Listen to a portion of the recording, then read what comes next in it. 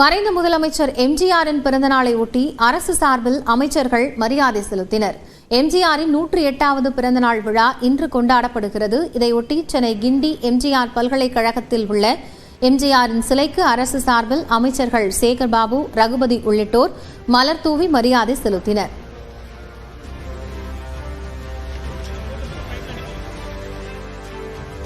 எம்ஜிஆரின் பிறந்த நாளை ஒட்டி சென்னை ராயப்பேட்டையில் உள்ள அதிமுக தலைமையகத்தில் தொண்டர்கள் கூடினர். அங்குள்ள எம்ஜிஆர் சிலைக்கு அதிமுக பொதுச் செயலாளர் எடப்பாடி பழனிசாமி மாலை அணிவித்து மரியாதை செலுத்தினார். அவருடன் கட்சியின் மூத்த தலைவர்களும் இருந்தனர். தொடர்ந்து அங்குள்ள ஜெயலலிதாவின் சிலைக்கு எடப்பாடி பழனிசாமி மலர் தூவி மரியாதை செலுத்தினார். அங்கு கூடியிருந்த தொண்டர்களுக்கு அவர் இனிப்புகளையும் வழங்கினார். பின்னர் எம்ஜிஆரின் 108வது பிறந்த நாளை ஒட்டி 108 கிலோ கேக்கை வெட்டி கொண்டாடினர்.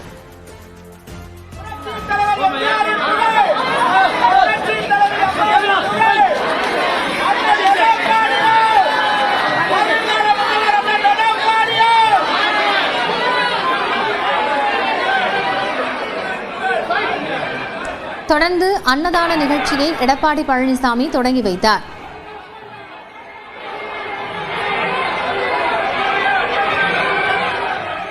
பாஜக அதிமுக கூட்டணி அமைய வேண்டும் என ஆடிட்டர் குருமூர்த்தி பேசுவதை நிறுத்திக் கொள்ள வேண்டும் என அதிமுக முன்னாள் அமைச்சர் ஜெயக்குமார் எச்சரித்துள்ளார். சென்னை ராயப்பேட்டையில் உள்ள அதிமுக தலைமையகத்தில் எம்ஜிஆர் சிலைக்கு மரியாதை செலுத்திய பின்னர் செய்தியாளர்களிடம் பேசிய ஜெயக்குமார், அதிமுக கூட்டணி குறித்து குருமூர்த்தி பேச வேண்டிய அவசியம் இல்லை என்று கூறினார். அடக்கி வச்சுங்க, உங்கள் வேலையை பாருங்கள், நீங்கள் புரியுதுங்களா?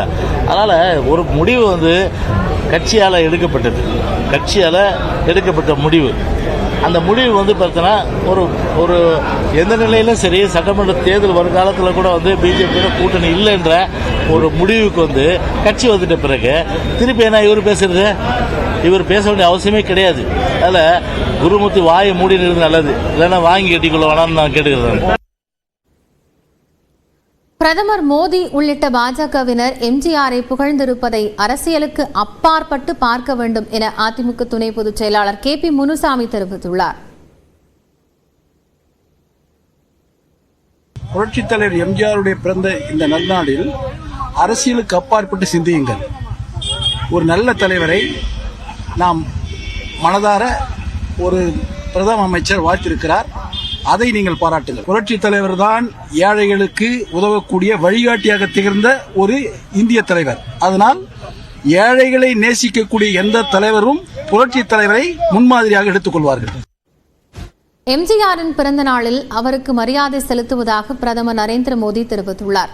எம்ஜிஆர் குறித்த வீடியோ ஒன்றை பிரதமர் மோடி தனது எக்ஸ் பக்கத்தில் பதிவிட்டுள்ளார். அதில் ஏழைகளுக்கு அதிகாரம் அளிக்கவும் சிறந்த சமுதாயத்தை கட்டமைக்கவும் எம்ஜிஆர் மேற்கொண்ட முயற்சிகளால் நாம் பெரிதும் உத்வேகம் அடைந்துள்ளோம் என குறிப்பிட்டுள்ளார். The great MGR, his governance was full of compassion toward the poor. The subjects of healthcare, education and empowerment of women were dear to him. MGR ने परिवार के आधार पर नहीं बल्कि प्रतिभाओं के आधार पर लोगों को आगे बढ़ाया. எம்ஜிஆரின் பிறந்த நாளை ஒட்டி சென்னை அண்ணா சாலையில் உள்ள அவரது சிலைக்கு முன்னாள் முதலமைச்சர் பன்னீர்செல்வம் மாலை அணிவித்து மரியாதை செலுத்தினார். அவருடன் அவருடைய ஆதரவாளர்களும் உடனிருந்தனர். பின்னர் செய்தியாளர்களை சந்தித்த OPS, பிரிந்து கிடக்கும் அதிமுகவின் சக்திகள் இணைய வேண்டும் என்பதுதான் தொண்டர்களின் எண்ணமாக இருப்பதாக கூறினார். மேலும் தங்களது அணிதான் தமிழ்நாட்டின் உண்மையான எதிர்க்கட்சி என்றும் தெரிவித்தார்.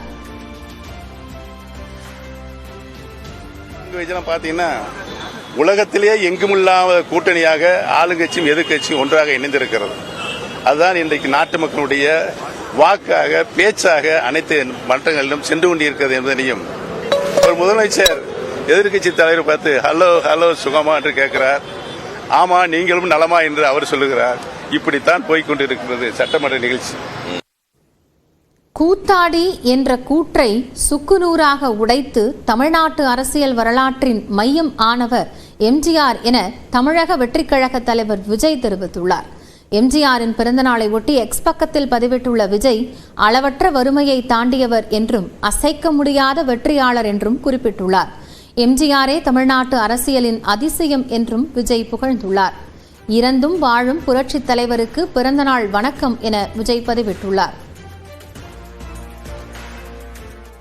8வது ஊதியக்குழு அமைக்க மத்திய அரசு ஒப்புதல் அளித்துள்ள நிலையில் இதன் மூலம் மத்திய அரசு ஊழியர்களுக்கு எவ்வளவு ஊதிய உயர்வு கிடைக்கும் என நெறியாளர் சிவரஞ்சனி வரைகலை உதவியோடு விளக்குகிறார். பார்க்கலாம்.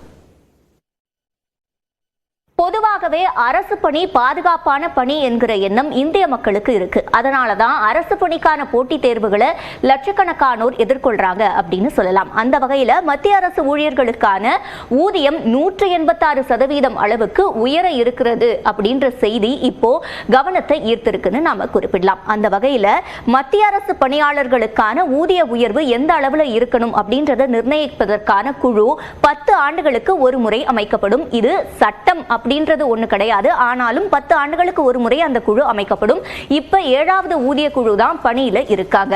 அடுத்ததா 8வது ஊதிய குழுவுக்கு இப்ப பிரதமர் நரேந்திர மோடி ஒப்புதல் அளிச்சிருக்கிறதா மத்திய அமைச்சர் அஸ்வினி வைஷ்ணவ் குறிப்பிட்டிருக்காரு.